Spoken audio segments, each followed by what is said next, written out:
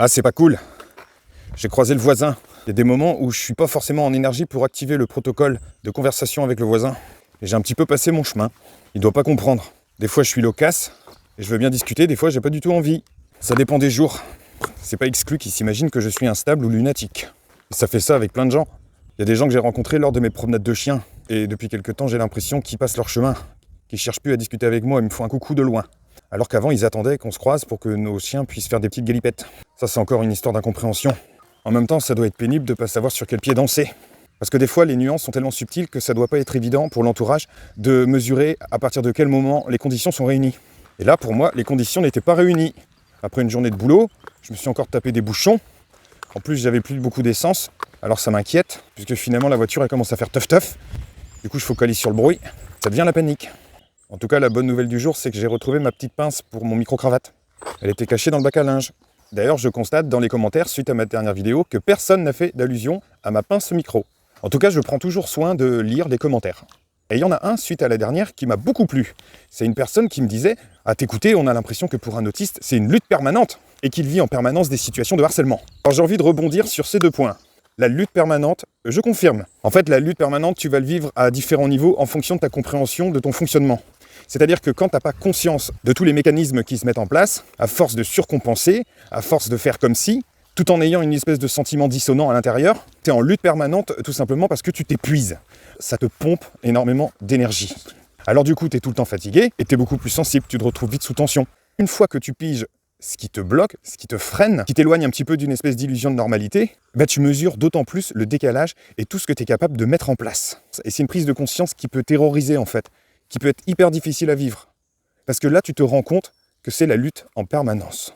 Alors après, tu arrives peut-être à mettre en place des petits trucs préventifs, mais ça n'enlèvera jamais le fossé existentiel. Et ça, c'est une espèce de combat intérieur en fait. S'assumer en fait tel qu'on est. Amener les autres à prêter oreille attentive, à faire un peu plus attention. La lutte aussi pour pas forcément s'enfermer dedans. Bref, je rejoins vraiment ce commentaire sur la question de la lutte. Concernant la question du harcèlement, je pense que ça dépend aussi des trajectoires individuelles. Après, c'est sûr que quand tu n'as pas tous les codes sociaux, que tu es un peu démuni socialement, les autres peuvent se jouer de toi. Tu as vite fait de tomber dans des pièges, notamment auprès de personnes qui seront toxiques. Ou tout simplement de gens qui sont méchants, comme les enfants à l'école. Enfin, pas tous, hein. Mais les dynamiques de groupe, ça fait pas que du bon. Mais il y a aussi la perception autistique. À partir du moment où tu as une approche biaisée dans les interactions, parfois, tu interprètes mal et tu peux prendre pour attaque quelque chose qui n'est pas une attaque. Et puis à force d'accumuler des réflexions qui reviennent toujours au même, tu es comme ci, tu es comme ça, mais pourquoi tu fais ci, pourquoi tu fais ça? T'as quand même un problème psychologique, toi. Au bout d'un moment, tu te demandes si cette récurrence, c'est pas mal intentionné, en fait. Et t'en arrives à confondre des questionnements avec du harcèlement.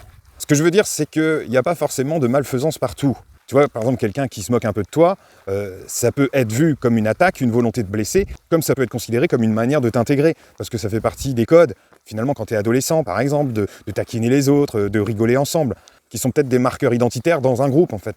Mais quand tu as un souci d'être bien compris, que tu as vécu une injustice, et que tu reviens à la charge en permanence, toi, tu peux vite passer pour quelqu'un qui se positionne en victime. Et les autres vont te renvoyer ça. Et en fait, c'est une espèce de boucle, en fait, infernale, où tout ce que tu mets en place te renvoie à tout ce que tu veux éviter, en fait. Et tu te retrouves à avoir des espèces de croyances sur toi et sur les autres. C'est pas parce que tu peux avoir une fragilité pour ça qu'inévitablement tu vivras des situations de harcèlement.